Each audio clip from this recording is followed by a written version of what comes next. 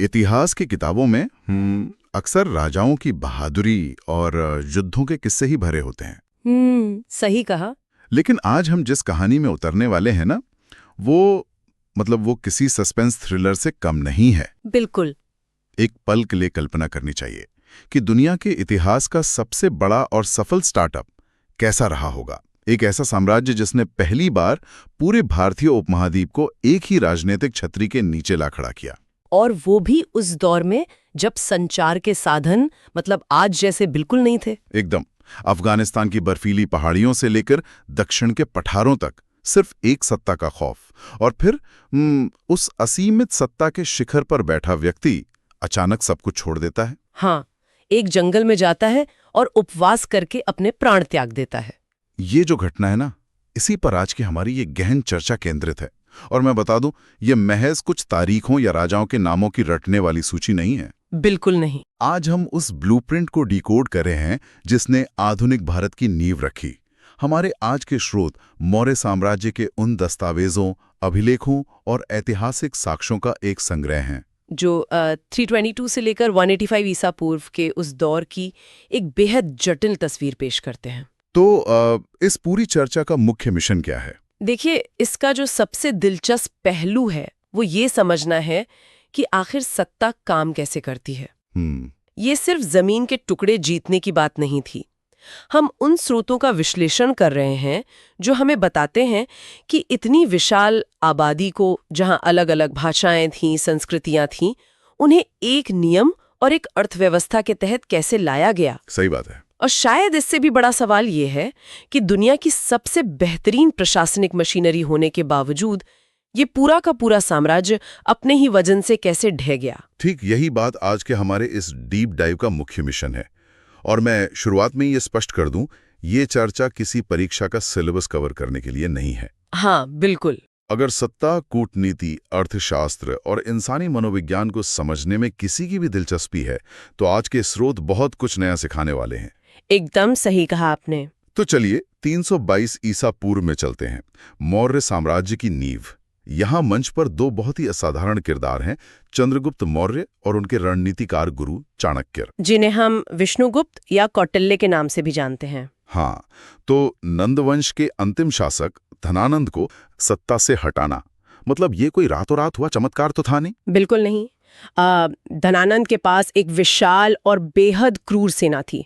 यहाँ तक कि सिकंदर की सेना ने भी जब भारत की तरफ देखा था ना, तो नंदवंश की सैन्य ताकत की कहानियां सुनकर उनके कदम ठिठक गए थे। अरे वाह, खौफ तो था उनका। बहुत खौफ था। ऐसे में बिना किसी बड़ी सेना के चंद्रगुप्त और चाणक्य ने कूटनीति, जासूसी और मनोवैज्ञानिक युद्ध का जो ताना बाना बुना, उसने एक स्थापित लेकिन अलोकप्रिय सत्ता को अंदर से खोखला कर दिया। ठीक है, आइए इसे आज के संदर्भ में समझते हैं। ये पूरी प्रक्रिया मुझे किसी बहुत बड़े और आक्रामक कॉर्पोरेट हॉस्टाइल टेकओवर जैसी लगती है। अरे, ये बहुत ही सटीक तुलना है ना? एक बहुत बड़ी स्थापित कंपनी है, लेकिन उसका सीईओ घमंडी है और जनता यानी उसके ग्राहकों और कर्मचारियों के बीच एकदम अलोकप्रिय है। हाँ। फिर एक नया चतुर रणनीतिकार बाजार में उतरता है, कंपनी के अंदरूनी असंतोष का फायदा उठाता है और पूरी व्यवस्था को अपने हाथ में ले लेता है। बिल्कुल यही हुआ था। लेकिन चंद्रगुप्त सिर्फ भारत के अंदरूनी मामलों तक सीमित नहीं रहे। अच्छा। 305 ईसा पूर्व में उनका सामना सीधे अंतर्राष्ट्रीय ताकत से होता है, यूनानी शासक सेल्यूकस निकेटर। हाँ, सिकंदर का सेनापति। बिल्कुल। सेल्यूकस निकेटर के साथ हुए युद्ध और उसके बाद की संधि को अगर हम भू राजनीतिक जियोपॉलिटिकल नजरिए से देखें तो ये सिर्फ एक राजा को हराने की घटना नहीं थी। तो फिर क्या था? इस संधि के तहत चंद्रगुप्त को एरिया हेरात, अराकोशिया यानी कंधार, जेड्रोशिया जो आज का बलूचिस्तान है, और पेरोपनिसडाई यानी काबुल के क्षेत्र मिले। रुकिए, काबुल और कंधार तक? जी हाँ। अब सवाल ये है कि यही क्षेत्र क्यों मांगे गए? सोचने वाली बात है। दरअसल चंद्रगुप्त ने हिंदू कुश की पहाड़ियों को अपने साम्राज्य की प्राकृतिक सीमा बना लिया था। हिंदू कुश एक अभेद्य दीवार की तरह है। अच्छा, तो सुरक्षा के नजरिए से? एकदम। उस इलाके को अपने नियंत्रण में लेने का मतलब था कि भारतीय उपमहाद्वीप का मुख्य दरवाजा बाहर से आने वाले किसी भी आक्रमणकारी के लिए हमेशा के लिए बंद कर देना। ये एक बहुत ही शानदार रणनीति है। मतलब आप सिर्फ अपने घर को नहीं सजा रहे हैं, बल्कि आपने मोहल्ले के उस चौराहे पर ही कब्जा कर लिया जहां से कोई भी खतरा आ सकता है। बिल्कुल सही। और ऊपर से हेलेना जो सेलुकस की पुत्री थी, उनसे वैवाहिक गठबंधन कर लिया और मेगास्थनीज को एक राजदूत के रूप में पाटलिपुत्र बुला लिया। हाँ, जो कि कूटनीति का मास्टर स्ट्रोक था। सच में आपने सीमाओं को एक संधि, एक विवाह और एक राजदूत के जरिए पूरी तरह से लॉक कर दिया। और यहाँ कूटनीति के साथ साथ बुनियादी ढांचे पर भी ध्यान देना होगा। साम्राज्य खड़ा करना एक बात है, लेकिन उसे पालना, हाँ, वो दूसरी बात है। गुजरात में सुदर्शन झील का निर्माण इसी सोच का नतीजा था। ये सिर्फ एक झील नहीं थी, ये एक विशाल जल प्रबंधन और सिंचाई परियोजना थी। तो ये दिखाता है कि प्रशासन सिर्फ कर वसूलने तक सीमित नहीं था। बिल्कुल नहीं, वे कृषि उत्पादन बढ़ाने के लिए निवेश भी कर रहे थे। लेकिन इन सब उपलब्धियों के बीच जो तथ्य मुझे सबसे ज्यादा हैरान करता है ना, वो चंद्रगुप्त के जीवन का अंत है। हाँ, वो काफी नाटकीय है ना? एक व्यक्ति जिसने काबुल से लेकर दक्षिण भारत तक का नक्शा बदल दिया, जिसके पास असीमित शक्ति और अकूत संपत्ति है, वो अपने जीवन के अंतिम समय में सब कुछ त्याग कर जैन धर्म अपना लेता है। जी। वो गुरु घद्रबाहु के साथ कर्नाटक के श्रवण बेलगोला के जंगलों में चले जाते हैं और लेखना यानी उपवास के द्वारा अपने प्राण त्याग देते हैं। सत्ता के इतने ऊंचे शिखर से सीधे भूखे रहकर जान दे देना, ये मनोविज्ञान मेरी समझ से परे है। देखिए, ये उस समय के भारतीय दर्शन और मनोविज्ञान की सबसे गहरी परत है। कैसे? मौर्य काल के समाज में अंतिम सत्य, सत्ता या भौतिक विजय को नहीं माना जाता था। चंद्रगुप्त का ये कदम ये स्थापित करता है कि एक शासक के रूप में अपना कर्तव्य पूरा करने के बाद असली विजय स्वयं पर नियंत्रण पाने में है। जिसे जैन दर्शन में संथारा या सल्लेखना कहा जाता है, वो कोई आत्महत्या नहीं है। ये मृत्यु को एक उत्सव की तरह पूरी चेतना के साथ स्वीकार करना है। भौतिक विजय से आध्यात्मिक विजय की ओर ये छलांग सच में अचंभित करने वाली है। खैर, संस्थापक के जाने के बाद किसी भी साम्राज्य के सामने सबसे बड़ा संकट ये होता है कि क्या उसका उत्तराधिकारी उस व्यवस्था को संभाल पाएगा। बिल्कुल, और यहीं बिंदुसार आते हैं। हाँ, चंद्रगुप्त के बाद 298 ईसा पूर्व में उनके पुत्र बिंदुसार सत्ता में आते हैं। स्रोतों के अनुसार यूनानी लेखकों ने इन्हें अमित्रघात यानी शत्रुओं का नाश करने वाला कहा है। सही। लेकिन इतिहास में अक्सर बिंदुसार को सिर्फ एक महान पिता के पुत्र और एक महान पुत्र के पिता के रूप में ही याद किया जाता है। क्या ये सही है? मेरी राय में यह मूल्यांकन बिंदुसार के साथ थोड़ा अन्याय करता है। अच्छा। हाँ, एक इतने बड़े साम्राज्य को जो अभी अभी बना था, उसे बिखरने से रोकना कोई छोटी उपलब्धि तो नहीं थी ना। ये भी है। तक्षशिला में हुए 2 विद्रोहों का जिक्र हमारे स्रोतों में आता है, जिन्हें दबाने के लिए बिंदुसार ने पहले अपने बेटे अशोक और फिर सुशीम को भेजा था। तो तक्षशिला में ही विद्रोह क्यों हो रहा था बार बार? ये एक बहुत अच्छा सवाल है। तक्षशिला पाटलिपुत्र जो कि राजधानी थी, वहां से बहुत दूर था। उसकी अपनी एक अलग संस्कृति थी और अत्यधिक केंद्रीकृत नियंत्रण के कारण वहां के स्थानीय अधिकारियों और जनता के बीच भारी घर्षण पैदा हो रहा था। अच्छा, तो मतलब सेंट्रलाइज कंट्रोल से दिक्कत हो रही थी। एकदम। ये विद्रोह उसी घर्षण का परिणाम था। दूरी और सख्त नियमों का टकराव, ये तो किसी भी प्रशासन के लिए सिर दर्द है। एक और दिलचस्प बात जो मैंने पढ़ी वो ये कि बिंदुसार आजीवक संप्रदाय के अनुयायी थे। हाँ, बिल्कुल। और जहां तक मेरी जानकारी है, आजीवक संप्रदाय नियतिवाद यानी फेटलिज्म में विश्वास रखता है। मतलब जो होना है वो पहले से तय है, आप उसे बदल नहीं सकते। क्या इस दार्शनिक सोच का उनके प्रशासन पर कोई असर पड़ा होगा? इस बात की पूरी संभावना है।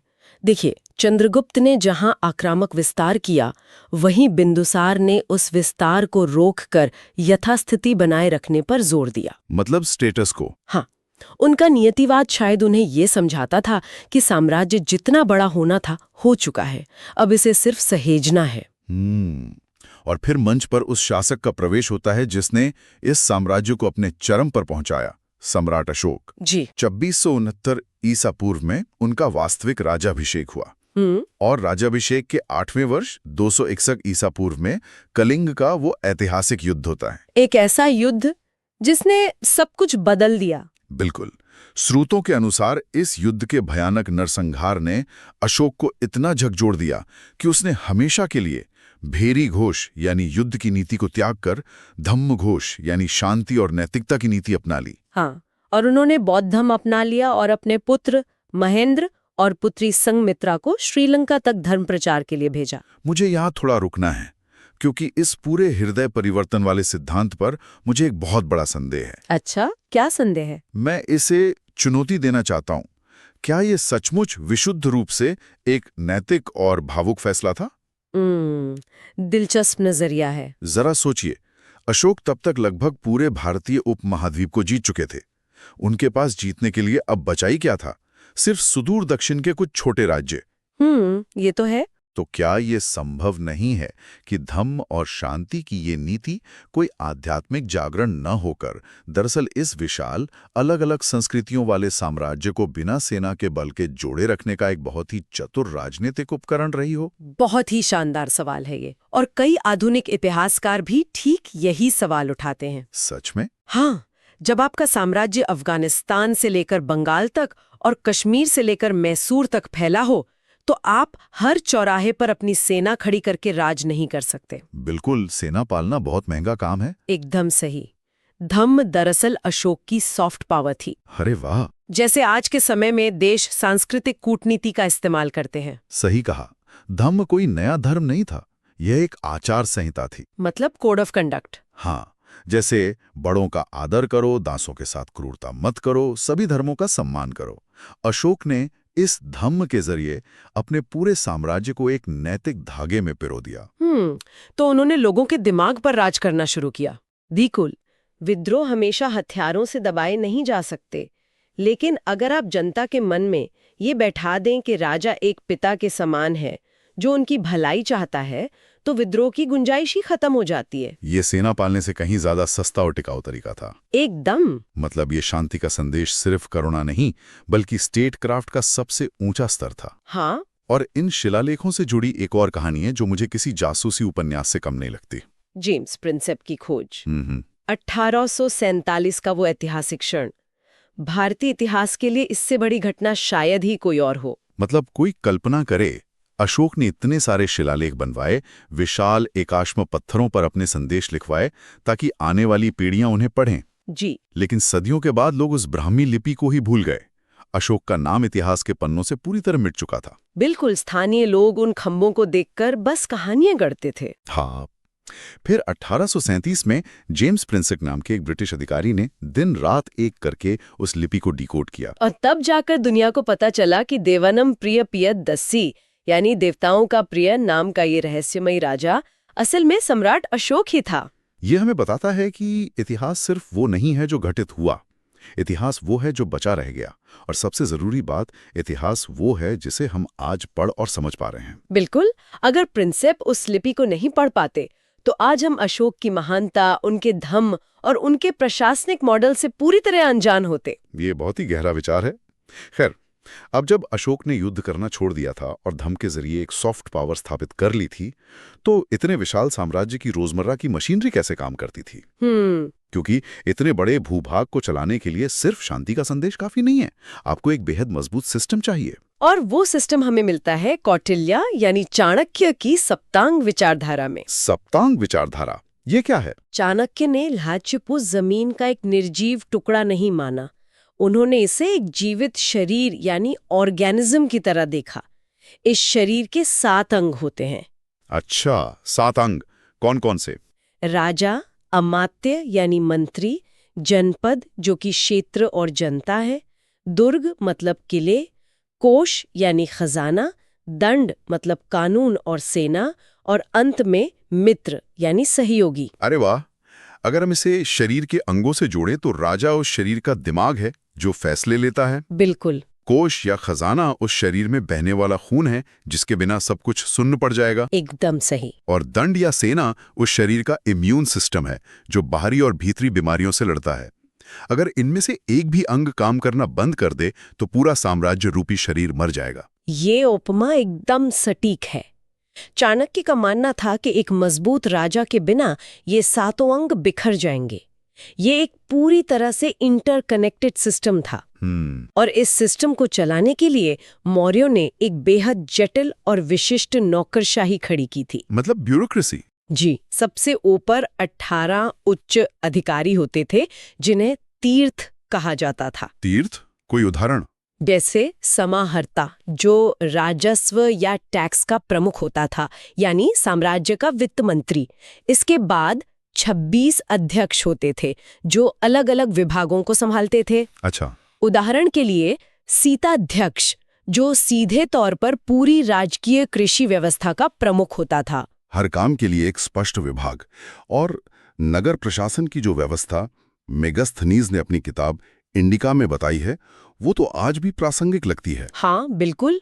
पाटलिपुत्र जैसे विशाल नगर का प्रशासन 30 सदस्यों का एक मंडल चलाता था, और ये मंडल 6 अलग-अलग समितियों में बटा हुआ था, जिसमें हर समिति में 5 सदस्य थे। जी। कोई समिति विदेशियों का हिसाब रख रही है, कोई जन्म मृत्यु का पंजीकरण कर रही है, तो कोई व्यापार और मिलावट पर नजर रख रही है। क्या ये बिल्कुल आज के म्युनिसिपल कॉरपोरेशन यानी नगर निगम के काम करने के तरीके जैसा नहीं है? एकदम।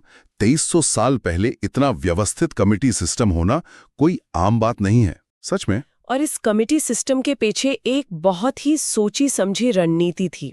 ये केवल स्वशासन नहीं था, बल्कि ये राज्य के एक पैरानॉइड कंट्रोल, मतलब अत्यधिक नियंत्रण को भी दर्शाता था। राज्य सब कुछ जानना चाहता था। बिल्कुल। राज्य जानना चाहता था कि शहर में कौन आ रहा है, कौन जा रहा है और बाजार में क्या बिक रहा है।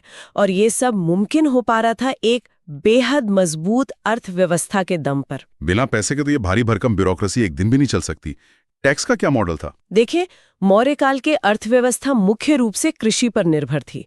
सरकार के सीधे नियंत्रण वाली भूमि को सीता कहा जाता था। भू राजस्व यानी खेती पर लगने वाला टैक्स कुल उपज का 1/4 से लेकर 1/6 हिस्सा तक होता था। इसके अलावा व्यापार पर भी चुंगी और कर लगाए जाते थे। अच्छा, और इन पैसों का लेन देन कैसे होता था? इस पूरी अर्थव्यवस्था को रफ्तार देने का काम करती थी उनकी मानकीकृत मुद्रा पण। हाँ, पर जो कि एक चांदी का सिक्का होता था। एक मानकीकृत मुद्रा होने से तक्षशिला का एक व्यापारी पाटलिपुत्र में बिना किसी करेंसी एक्सचेंज की चिंता के व्यापार कर सकता था। इस सुव्यवस्थित प्रशासन और अर्थव्यवस्था का असर समाज पर भी दिखा होगा। मैंने पढ़ा है कि मेगस्थनीज ने भारतीय समाज को 7 जातियों या वर्गों में बांटा था। जी, दार्शनिक, किसान, अहीर यानी पशुपालक, कारीगर, सैनिक, निरीक्षक और सभासद। हाँ, तो क्या सच में ऐसा था?